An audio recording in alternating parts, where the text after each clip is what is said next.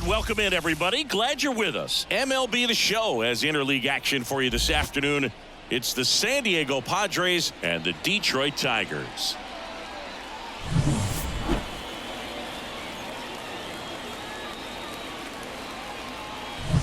First pitch coming your way next.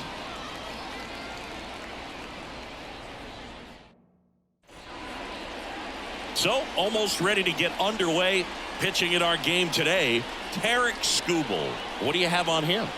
Well, I'm interested to see how he utilizes his sinker to this lineup, Boog. You know, it's not necessarily his go-to primary pitch, but he does mix it in when he needs it. He's just got to make sure that it's not flat. Otherwise, it's going to get hit hard. So look for him to throw it up there when he needs a big double play, a ground ball, something like that to get out of an inning, change it up for a hitter.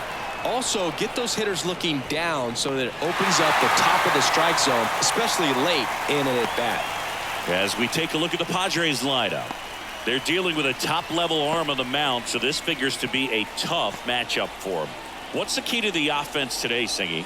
Oh, Boog, I think when you got a guy that's this talented on the mound, you got to find ways to disrupt his rhythm, make him uncomfortable a little bit. The guys that can handle the bat and perhaps, you know, bunt for a base hit, get him moving off the mound. If you're in the box and he seems to be just in a flow, step out, mess up his timing, somehow try to get in his head a little bit. And then when he does come in the zone, you may only get one pitch. You better not miss it. Now Machado up here. And when you talk about elite defensive third baseman, this guy is at the top of the list.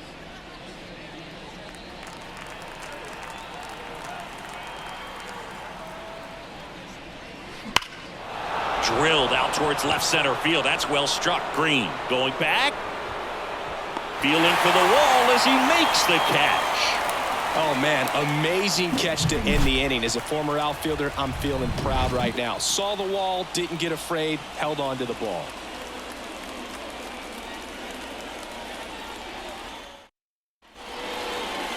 Back at Comerica Park. On the hill here today, Dylan Cease. Anytime you have 5 pitches to work with on the mound, that repertoire can be a real weapon in terms of keeping hitters off balance, man. It's one of those things that I'm going to be looking for in this one. Does he have a feel for all of those pitches, or is he just able to get 1 or 2 over in the strike zone where he wants? Now, it's tough to do to be able to command all those pitches, but if he can, he is going to be very tough for the opponent today.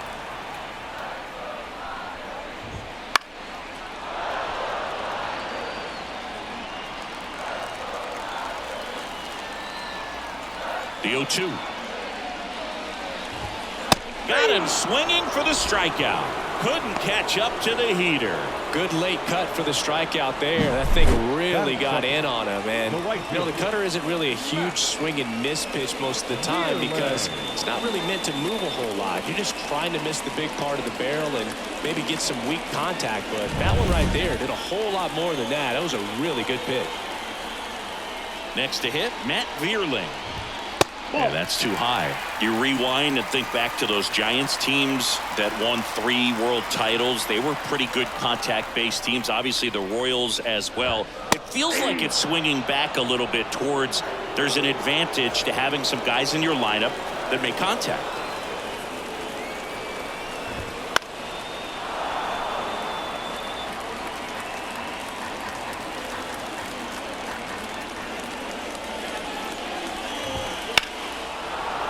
Fouls it off, still 1-2. 1 out, base is empty. Got him looking, that's a strikeout.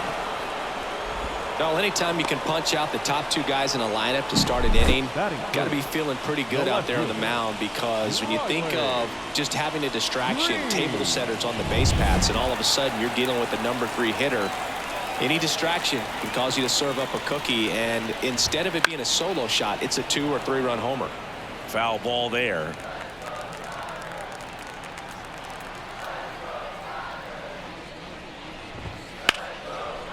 Here's a rip to short, but he's there for the 3rd out. 3 up, 3 down for Detroit. We played an inning, no score.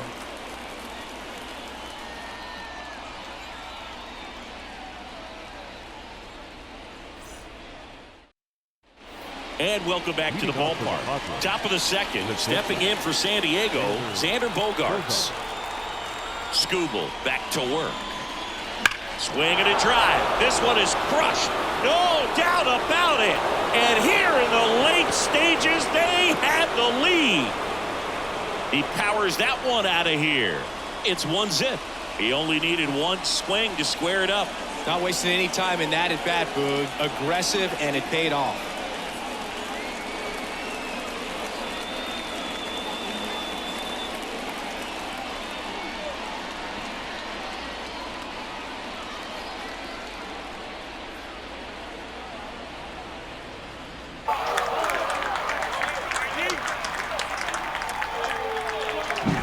Love to see a hitter aggressive on the first pitch of an at-bat. You watch him from the on-deck circle, so when you step in the box, you're ready to pull the trigger wherever it's at. Really good job by the hitter. Total conviction on that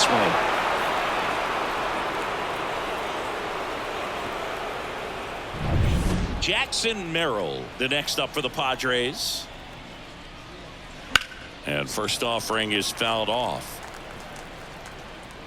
Always exciting to see a leadoff home run in an inning. Kind of gets the offense fired up, and you start to expect a big inning. Ground ball up the middle. That's a base hit.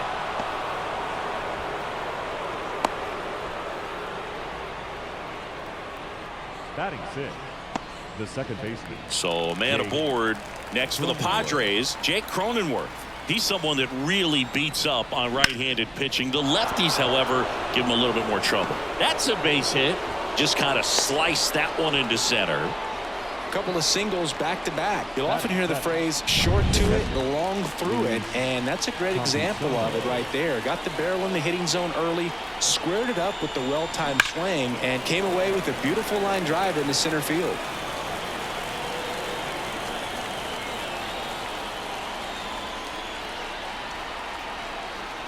And the pitch. And there's a foul ball.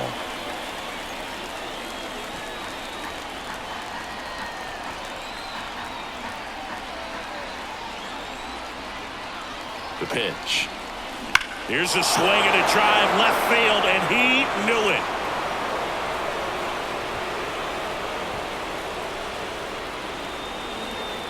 A gigantic blast. It's their second home run of the inning. It's 4-0. Well, that one won't stay below the radar. That made a lot of noise.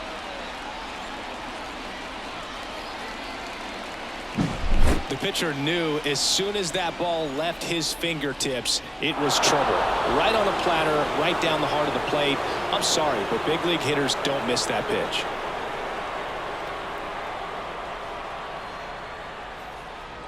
And here comes the Tigers manager to the mound. Pitching change coming. Tarik Skubal departs. We'll be back in a minute with a new arm on the mound. So the Padres have chased the starter, Casey Mize. Casey Mize.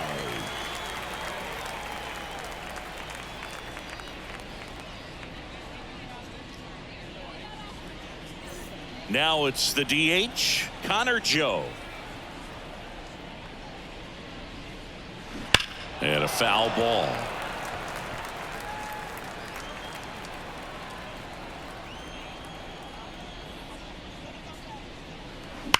Swing, and that ball smashed on a line. Meadows makes the grab, one down. He was all over that fastball right there. I tell you what, if he gets under it just by a fraction of an inch or a little bit more, that's way back. So digging in, Brandon Lockridge. Strike one. Movement in the bullpen. Tommy Kahnle getting loose for A.J. Hinch. Vest, a hard-throwing right-hander, up as well.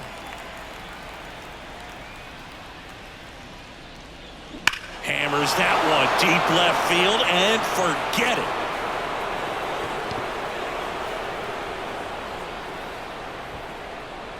it. He sends it out of here. Their third home run of the inning. It's 5-0. 2 pitches, 2 swings, that one for a home run. Looking to be aggressive all the way, and it paid off for him in a big way. Looks like this guy was looking out over the plate, but he was ready to turn on the inside fastball. So direct to the pitch, absolutely blasted out of this ballpark.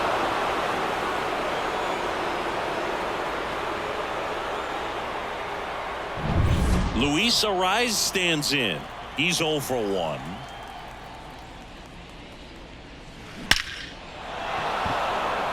Swing and a ball ripped out towards right center field. That'll touchdown for a hit. But now they hold him to a single. Doesn't have plus speed, so I guess they didn't want to try and stretch it there. So man aboard, one down, and it's Tatis at the plate. 0 for 1 with a fly out to center. This one drilled to left. No doubt about it as they add on more. Gone. He circles the bases, make that 4 homers in the inning, and they add on. It's 7-0.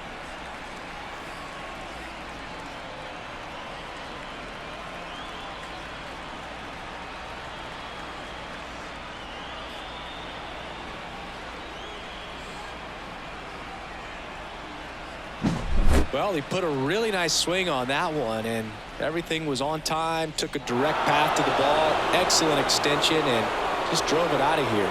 Nothing better than when the ball jumps off your bat like that. New pitcher for the Tigers, Will Vest. Well, they need someone to stop the bleed and keep the score right where it is. Seems like a tough task today with the way this lineup is swinging it. So 1 out, nobody on. So digging in now for San Diego, Manny Machado. That smash towards center. Meadows calls it in, and there's 2 away. Not fooled at all right there. He was clearly all over it, but sometimes you hit it too hard and right at someone. You're looking for one of those bloop hits to get a knock sometimes.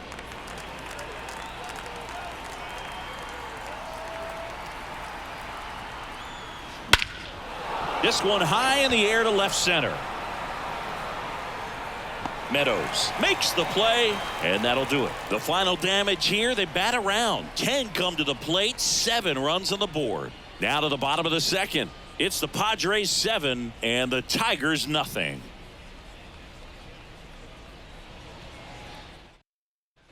Back here in Detroit, bottom of the inning. Now here's the Tigers cleanup hitter, Kerry Carpenter. Well, as a hitter, you don't want to be part of a team that was no hit. I mean, that's embarrassing, man. So this guy right here, he's looking to do anything he can in this leadoff at bat to make it tough. The wind to kick the pitch. He swings and fouls one off. The 0-1.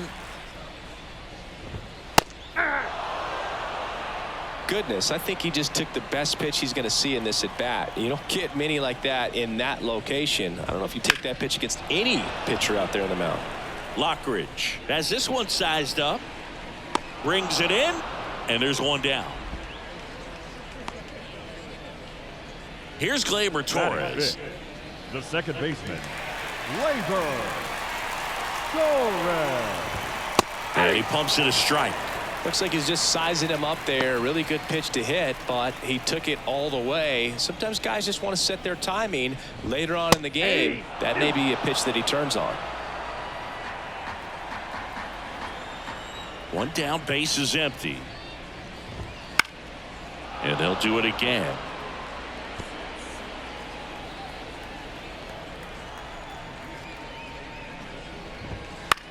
Out towards right center field. Touches down, that's a hit. So a man aboard now with 1 away. Colt Keith up now for the Tigers. Out towards left center. Merrill sizing this one up. Nabs it. 2 down.